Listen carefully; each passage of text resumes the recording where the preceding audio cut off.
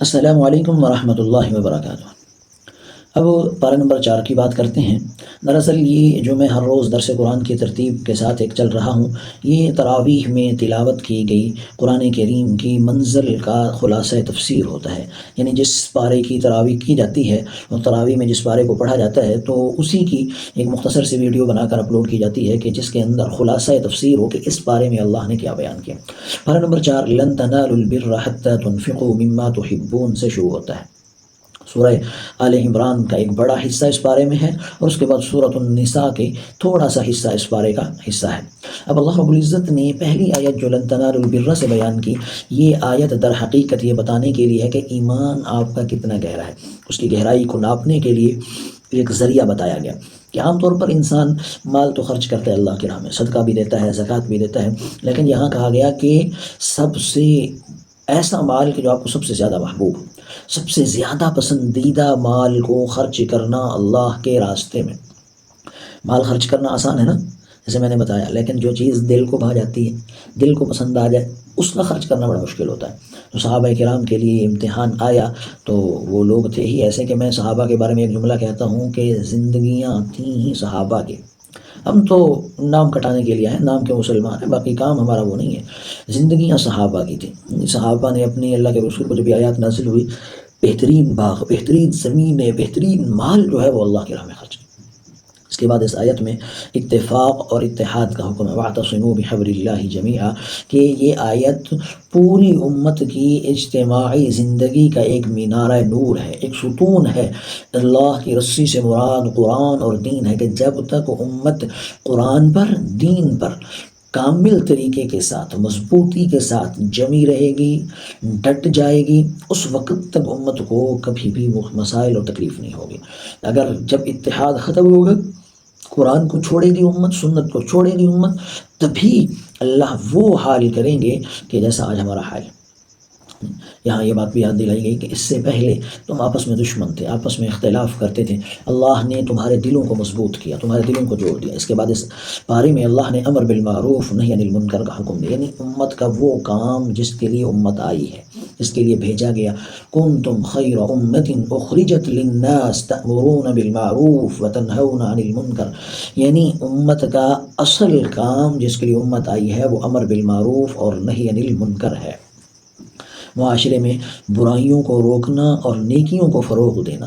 اسلام میں خاموش تماشائی بننا اچھا نہیں ہے کہ دیکھتے رہنا کہ بھی کیا ہو رہا ہے، ادھر دیکھ لینا، ادھر دیکھ لینا، ویڈیوز بنا لینا، تصویر بنا لینا، کسی کو کچھ نہ کہنا۔ نہیں، اسلام میں جذبہ اصلاح کو زندہ رکھنا اور اس کے مطابق اصلاح کرنا اور لوگوں کو تلقین کرنا یہ لازم اور ضروری ہے۔ اسی پارے میں غزوہ بدر کا واقعہ بیان کیا گیا، ایمان کی فتح اور 313 لوگ بے سر و سامانی کا عالم، کمزور ترین لوگوں کے سامنے ایک طاقتور جتھا اور ایک طاقتور گروہ جو کہ 1000 افراد پر مشتمل تھا۔ فتح کے اسباب ان کے حق میں تھے، کامیابی کے اسباب ان کے حق میں تھے، لیکن نتیجہ اللہ نے ایمان والوں کے لیے دیا۔ اللہ کی مدد ہوئی، فرشتے اترے اور مسلمانوں کو اللہ نے فتح عطا فرمائی۔ یہاں سے ایک بات پتہ چلی کہ فتح وسائل کے ساتھ نہیں ہے۔ فتح میں لوگوں کا زیادہ ہونا، تعداد کا زیادہ ہونا، اسلحہ کا زیادہ ہونا، یہ چیزیں بھی میٹر کرتی ہیں، لیکن بیس نہیں ہے، بنیاد نہیں ہے۔ بنیاد اخلاص، تقوی، للہیت، سنت، شریعت کے اوپر عمل ہے۔ اس کے ساتھ ساتھ اللہ رب العزت نے اسی سورہ میں غزوہ احد کو بھی تفصیل کے ساتھ بیان کیا کہ احد کا غزوہ ایسا تھا کہ جس میں مسلمان ابتداءً تو غالب آ گئے، حملہ آور ہوئے اور غالب آ گئے، اور پھر مسلمانوں ہی کی ایک چھوٹی سی لغزش کی وجہ سے عارضی طور پر مسلمان مغلوب بھی ہوئے، لیکن اس کے بعد اللہ تعالیٰ نے پھر مسلمانوں کو فتح عطا فرمائی۔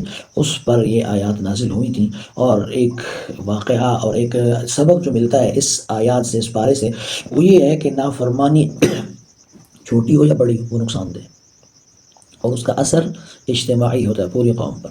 اور ایک چیز یہ بھی ہے کہ شکست اگر آ جائے، وقتی شکست ایک مستقل ناکامی نہیں ہے، بلکہ یہ تربیت کے لیے ضروری ہے، یعنی تربیت کے لیے یہ وقتی شکست بھی ضروری ہے۔ اس کے بعد اللہ رب العزت نے جنگ کے بعد اللہ کی رحمت کو بیان کیا کہ مسلمانوں پر جو شکست کے ایک آثار تھے، تھکن تھا، غم تھا، تو اللہ نے اس غم اور تھکن اور اس شکست کے آثار کو دور کرنے کے لیے انہیں نیند دے دی تھی تھوڑی دیر کے لیے، اور تاکہ وہ تازہ دم ہو جائیں. یہ اللہ کی طرف سے شفقت دی. اور پھر اللہ نے شہداء کے بارے میں ایک کولیہ بیان کیا کہ مسلمان کیونکہ اپنے شہید بھی دے بیٹھے تھے، بڑی تعداد شہید ہو گئی تھی تو اس پہ بھی گھبرا رہے. تو اللہ نے فرمایا وَلَا تَحْسَبَنَّ الَّذِينَ قُتِلُوا فِي سَبِيلِ اللَّهِ أَمْوَاتًا، انہیں مردہ مت کہو، وہ زندہ ہیں، شہید زندہ ہے.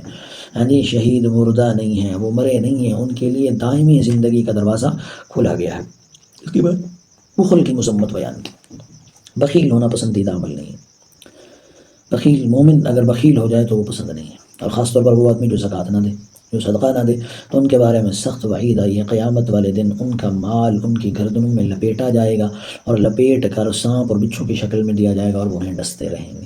اس کے بعد سورہ آل عمران کی آخری آیات میں منادی ہے، اللہ سے عجز کے ساتھ دعائیں ہیں. ربنا اننا سمعنا منادیا ینادی للایمان، عاجزی کے ساتھ، خوف کے ساتھ، رقت کے ساتھ، امید کے ساتھ یہ دعائیں ہیں. مغفرت بھی طلب ہے اور ثابت قدمی بھی طلب ہے. اور اس کے بعد اللہ نے سورۃ النساء کا آغاز فرمایا. سورۃ النساء در حقیقت ایک خاندانی اور معاشرتی نظام پر منحصر ہے. اس کا جو مرکزی موضوع ہے وہ جیسے سورت کے نام سے پتہ چلا، سورۃ النساء، نساء عربی میں خواتین کو کہتے ہیں، عورتوں کو کہتے ہیں، انہی سے متعلق یہ سورت ہے. اس میں تفصیلی احکام خواتین سے متعلق آئے ہیں. عام طور پر خواتین کے جو احکامات ہیں اللہ نے وہ مردوں کے تابع رکھے، یعنی جہاں مردوں کو حکم دیا تو ضمنی طور پر خواتین بھی اس میں شامل ہیں. لیکن یہ وہ صورت ہے کہ اس میں اللہ نے موضوع سخن ہی زیادہ تر خواتین کو بنایا اور ان کے احکامات کو بیان فرمایا. اس میں شروع میں نکاح کے احکامات کو بیان کیا کہ تم ایک ایک، دو دو، تین تین نکاح کر سکتے ہو، اگر عدل کر سکو، انصاف کر سکو تو نکاح کرنے کی اجازت دی. اس کے ساتھ اللہ نے یتیموں کا مال، بیواؤں کا مال کھانے سے منع فرمایا اور یتیم کے لیے فضیلت یوں بیان کی کہ جو آدمی کسی یتیم کی پرورش کرتا ہے اور دوران پرورش اس کے سر پہ ہاتھ رکھتا ہے تو جتنے بال اس کے ہاتھ کے نیچے آتے ہیں اللہ اتنی نیکیاں دیتے. اور فرمایا یتیم کی پرورش کرنے والا قیامت والے دن میرے ساتھ ہوگا اور اس کے اور میرے درمیان جو فاصلہ ہے وہ 2 انگلیوں کے بیچ ہوگا. جیسے 2 انگلیوں کے درمیان کتنا سا فاصلہ ہے، تھوڑا سا، تو ایسے ہمارے آپس کی رفاقت ہوگی. اس کے بعد اللہ رب العزت نے تفصیل کے ساتھ، وضاحت کے ساتھ، بڑی دلائل کے ساتھ جو ہے وہ خواتین کی وراثت کو بیان کیا. یقین کریں کہ اللہ نے خواتین کی وراثت میں ایک ایک جز کو بیان فرما دیا. اچھا یہ بات یاد رکھیں، میں اس میں تھوڑی سی ڈیٹیل بھی بتا دیتا ہوں آپ کو. عام طور پر لوگ خواتین کی وراثت نہیں دیتے، ہمارے معاشرے میں بھی ہے، یا دیتے ہیں تو حصہ کم کر کے دیتے ہیں. دونوں چیزیں حرام ہیں. نہ تو آپ کو یہ اختیاری معاملہ ہے ہی نہیں، یہ آپ ڈیسائیڈ کر ہی نہیں سکتے کہ بھئی وراثت دینی ہے یا نہیں دینی، یہ لازم، ضروری اور فرض ہے. دوسری چیز، آپ یہ بھی ڈیسائیڈ نہیں کر سکتے کہ اس کو اتنی دے دیں. یہ حصے اللہ نے متعین کر دیے. یوصیکم اللہ فی اولادکم للذکر مثل حظ الانثیین، اللہ نے حصے متعین کر دیے.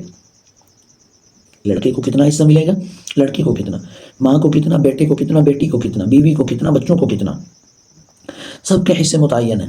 تو خلاصہ یہ ہوا کہ یہ وراثت کے احکامات آپ کے اوپر رکھے ہی نہیں اللہ نے. یہ حکم خداوندی ہے، اس کی نافرمانی حرام ہے، جائز نہیں ہے. ہمارے معاشرے میں ایک بڑا مسئلہ وراثت کی عدم تقسیم ہے. دیندار لوگ، مذہبی لوگ، صف اولیٰ کے لوگ، ہر سال رمضان میں حج کرنے والے، عمرے کرنے والے، سالوں سال جو ہے وہ خدا کی یادوں میں مستغرق رہنے والے لوگ وراثت کے بارے میں غافل ہیں، غفلت کا شکار ہیں. جبکہ وراثت کے بارے میں غفلت کا شکار رہنا کبیرہ گناہوں میں سے ایک گناہ ہے، حرام ہے، جائز نہیں ہے. حتیٰ کہ میت کے مرنے کے بعد جو سب سے پہلا کام ہوتا ہے اس کو دفنانے کے بعد، سوگ کے بعد، وہ وراثت کی تقسیم ہے. اور اگر اس کے ٹیبل پہ، میت کے گھر میں ٹیبل پہ ایک چھوٹی سی گولی بھی رہ گئی ہے، دوائی رہ گئی ہے، ایک ریزر اور پینسل اور شارپنر رہ گئی ہے، ایک قلم رہ گیا ہے، ایک لیٹر پیڈ رہ گیا ہے، تو اس کو بھی تقسیم کیا جائے گا. امانت اس کی ہوگی، چھوٹی ہو بڑی ہو، تو میت کے ورثاء کے لیے لازم اور ضروری ہے کہ اس میں برابر حصہ، جو بچیوں کا حصہ ہو وہ بھی برابر جو قرآن نے بیان کیا، اور جو لڑکوں کا حصہ ہے وہ بھی برابر جو قرآن نے بیان کیا. یہ حصص کرنا لازم اور ضروری ہے. اس میں ایک چیز یہ بھی یاد رکھیں کہ بعض لوگ اپنی بہنوں سے معاف کروا لیتے ہیں کہ ہماری بہن نے معاف کر دیا. ہمیں یقین رکھیں کہ معافی نہیں ہوگی، اس کی معافی نہیں ہوگی. بہن کا زبان سے کہہ دینا کافی نہیں ہے. آپ وہ زمین، وہ جائیداد، اس کے ڈاکومنٹ بنوائیں اور ڈاکومنٹیشن کر کے وہ ساری چیزیں اپنی سسٹر کے حوالے کریں. اس کے بعد وہ چاہے تو اپنے بھائی کو ہدیہ کر دیں، گفٹ کر دیں، اس سے پہلے نہیں. زبانی کلامی نہیں، اس کو 20,000 دے دیے، 30,000 دے دیے، باقی معاف کروا دیا، ایسے نہیں، بلکہ جو کچھ بھی آپ کے پاس ہے وہ سارے برابر حصوں میں تقسیم کریں، اس کو ڈیوائیڈ کریں، اس کی ڈاکومنٹیشن کریں، اس کا قبضہ دیں اپنی سسٹر کو، بہنوں کو قبضہ دیں، قبضے دینے کے بعد اگر وہ آپ کو گفٹ کرنا چاہیں تو کر سکتے ہیں۔ اس لیے وراثت شرعاً لازم اور ضروری ہے، اور یہ اس بارے کا خلاصہ تھا۔ رب العالمین ہمیں عمل کی توفیق عطا فرمائے۔